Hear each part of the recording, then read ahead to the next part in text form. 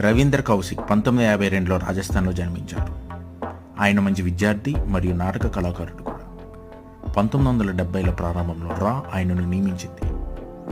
ఆయనకు ఉర్దూ, ఇస్లాం గుప్తచర్యలో శిక్షణ ఇచ్చారు. ఆయనను నబీ అహ్మద్ షాకిర్ అనే కొత్త పేరుతో పాకిస్తాన్కు పంపించారు.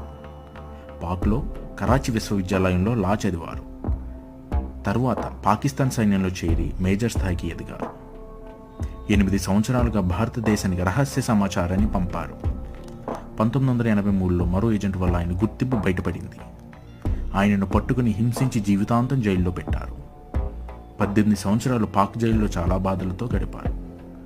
రవీంద్ర కౌశిక్ 2001లో అనారోగ్యం వల్ల మరణించారు. రా ఆయనకు బ్లాక్ టైగర్ అనే బిరుదుని ఇచ్చింది.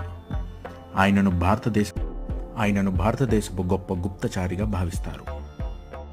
He gave his identity, his freedom and his life all for